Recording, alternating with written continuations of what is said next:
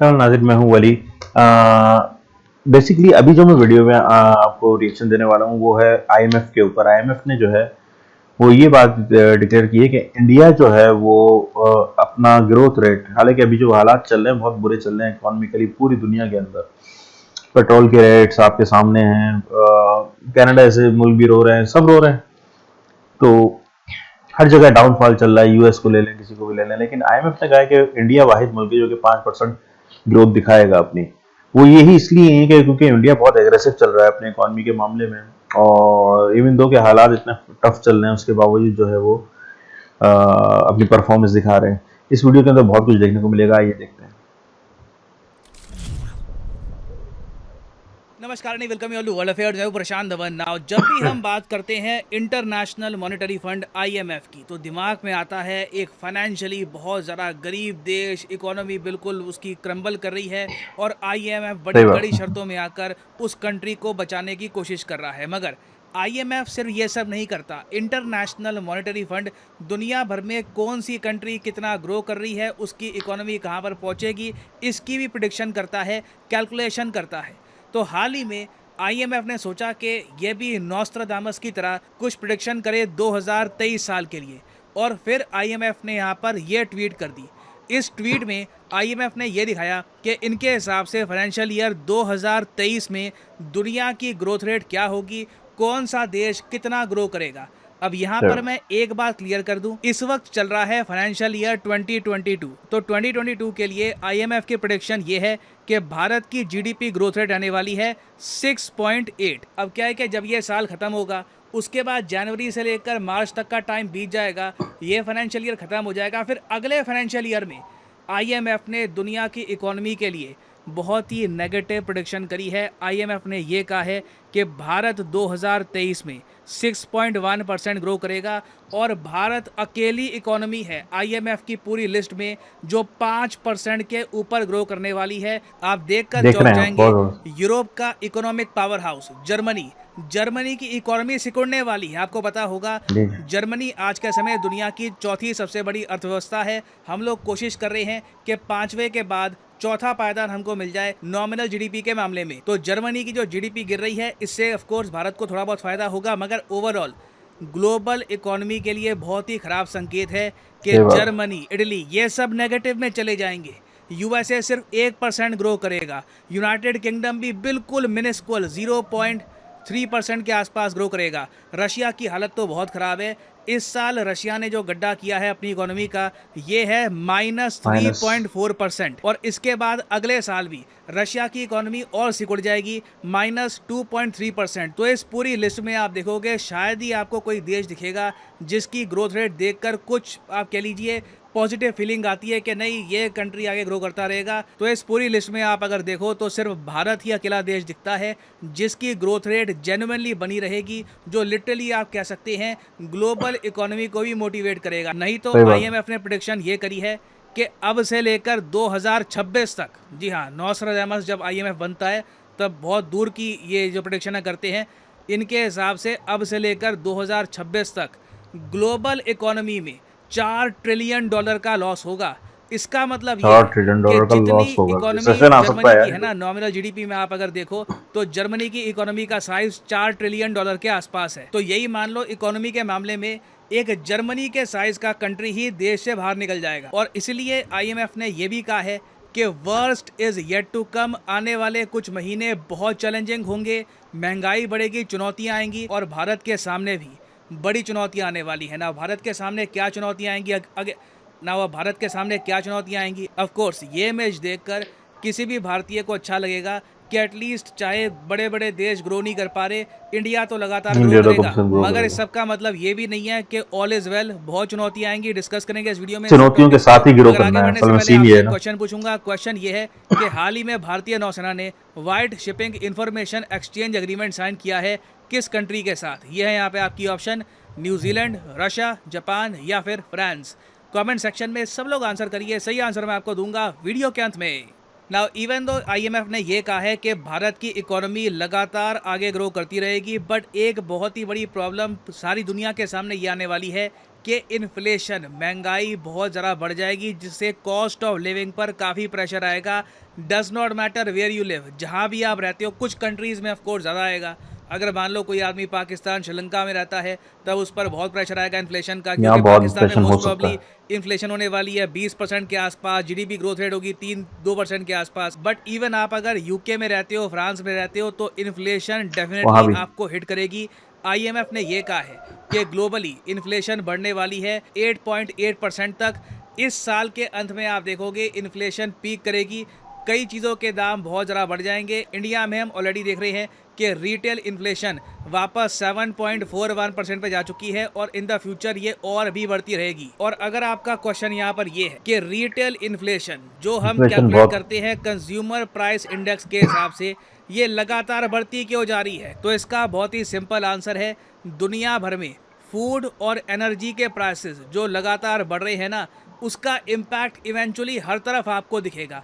अब for example हाल ही में Goldman सैक्स ने यह कहा है कि कच्चे तेल के दाम वापस $110 के भी ऊपर पहुंच जाएंगे। अभी $90 के आसपास झूल रहा है, 90-94 के आसपास है कच्चा तेल।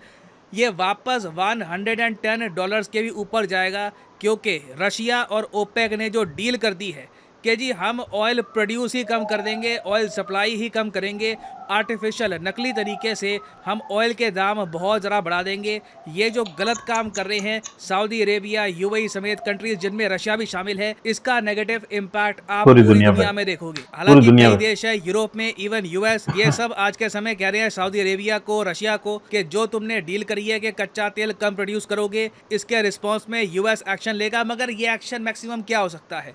सऊदी अरेबिया ये मान के चल रहा है कि मैक्सिमम ये होगा कि यूएस अपने जो सोल्जर्स है ये पुल आउट कर लेगा सऊदी अरेबिया से, यूएई से, मैक्सिमम ये हो सकता है। उसके अलावा यूएस कुछ ज़्यादा यहाँ पर कर नहीं पाएगा। और सिंस सऊदी अरेबिया और यूएई ये बात अच्छे से समझते हैं, रिसेंटली यूएई ने यूएसए को मैसेज सेंड करने के लिए अपना जो प्रेसिडेंट है ये भेज दिया रशिया। यहाँ पे आप देख पाओगे ये यूएई के जो नए प्रेसिडेंट बने हैं ये अभी रिसेंटली गए हैं रशिया में, व्लादिमीर पुतिन से मिले, बहुत ही गर्मजोशी से इनका वेलकम हुआ रशिया में। फिर एक और फुटेज ये भी आई कि यूएई के प्रेसिडेंट को ठंड लग गई रशिया में, क्योंकि रशिया में आज के समय आप अगर देखो तो तापमान काफ़ी हद तक कम हो रहा है। तो बिल्कुल। व्लादिमीर पुतिन ने एक बड़ा स्वीट जेस्चर दिखाया और अपनी जैकेट दे दी यूएई के प्रेसिडेंट को, एक मैसेज सेंड करने के लिए दुनिया को कि ओपेक प्लस, जहाँ पे आपको 23 देश मिलेंगे including Russia and Saudi Arabia, ये इकट्ठा खड़ा है। जहाँ पर एक तरफ दुनिया भर में जीडीपी ग्रोथ रेट कम होगी, कंट्रीज हो सकता है कि बैंकरप्ट भी हो जाए काफ़ी जगह, ये सब देश इस टाइम भी कच्चा तेल रिकॉर्ड तोड़ ऊंचे दामों पर बेचकर अपना प्रॉफिट कमाएंगे। और यहाँ पे आप अज्यूम कर सकते हैं जब कच्चा तेल वापस $110 पर बैरल के भी ऊपर जाएगा तो उसके बाद भारत के साथ क्या होगा? हमारा जो करंट अकाउंट डेफिसिट है ये बहुत ज़्यादा बढ़ जाएगा। मतलब कि देखो, कच्चा तेल तो हमको परचेज करना है, चाहे रशिया हमको डिस्काउंट दे दे या फिर कोई और कंट्री डिस्काउंट दे दे, मगर ओवरऑल जो बेस प्राइस है कच्चे तेल का वही अगर बहुत ज़्यादा होगा तो उस पर डिस्काउंट भी कितना इम्पैक्ट डाल देगा।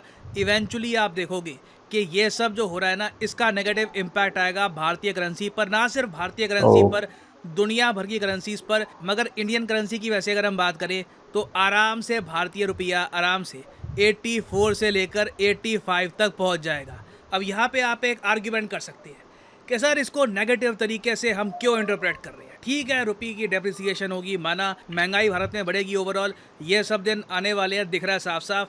मगर जब करेंसी की वैल्यू गिरती है तब हमारे एक्सपोर्ट्स भी तो बढ़ेंगे, हमारी जो कंपनीज हैं, आईटी कंपनी हो गई, इन्फोसिस, विप्रो, इनकी कमाई बढ़ेगी, तो ये तो अच्छी बात है ना एक तरीके से।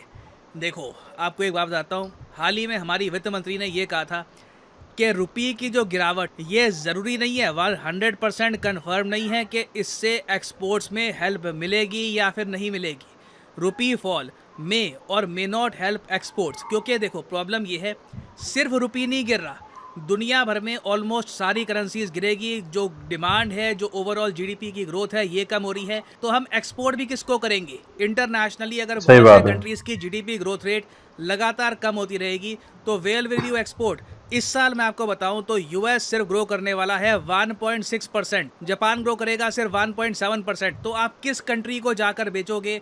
तो this is a huge issue. तो ओवरऑल मैं कहूँगा कि देखिए, बिल्कुल हम दुनिया से बेहतर परफॉर्म कर रहे हैं, कुछ डिसीजंस हमने लिए हैं भारत में, जैसे कि विदेशी मुद्रा भंडार बचा के रखा और स्टेप्स भी लिए हैं, उसका हमको कहीं ना कहीं बेनिफिट मिलेगा, मगर लॉन्ग टर्म में it will be a difficult time for every country. हर देश को सही बहुत बात। ज़्यादा मुश्किल सहनी होगी आने वाले कुछ सालों में ना। वापस आते हैं अपने क्वेश्चन की तरफ कि wide shipping information exchange agreement जो आजकल न्यूज़ में है, ये रिसेंटली भारत ने किस देश के साथ साइन किया है? तो सही उत्तर यहाँ पे है ऑप्शन ए, न्यूजीलैंड। यहाँ पर आप देख पाओगे वाइड शिप्स होती है, कमर्शियल शिप्स, कार्गो शिप आप कह लीजिए, तो इसके रिगार्डिंग जो इन्फॉर्मेशन है ये शेयर करी जाएगी भारत और न्यूजीलैंड के बीच में। और हाँ, फाइनली आप लोगों के लिए एक बहुत ही इंपॉर्टेंट मैसेज, यूजुअली आप देखोगे अनअकैडमी के कोर्सेज पे डिस्काउंट मिलता है 10%, ये डिस्काउंट सिर्फ कुछ ही दिनों के लिए 20% कर दिया गया है।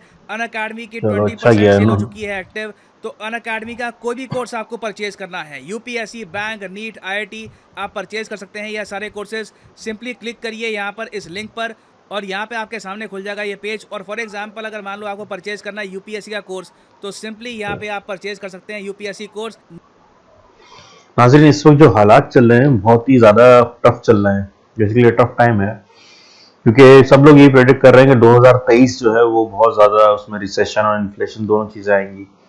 और ये बड़े बड़े फॉरम्स के अंदर लोगों ने प्रेडिक्ट किया है, और आई थिंक इकोनॉमिक मैगजीन में भी कुछ ऐसे ही कुछ दिखाया है इन्होंने। तो ये हालात थोड़े से टफ हैं, हर आदमी को थोड़ा सा बैकअप लेके चलना चाहिए। बैंक से थोड़े पैसे निकाल के अपने पास भी रखें, क्योंकि मैंने सुना ये था कि अकाउंट फ्रीज का कुछ चक्कर भी चल रहा है।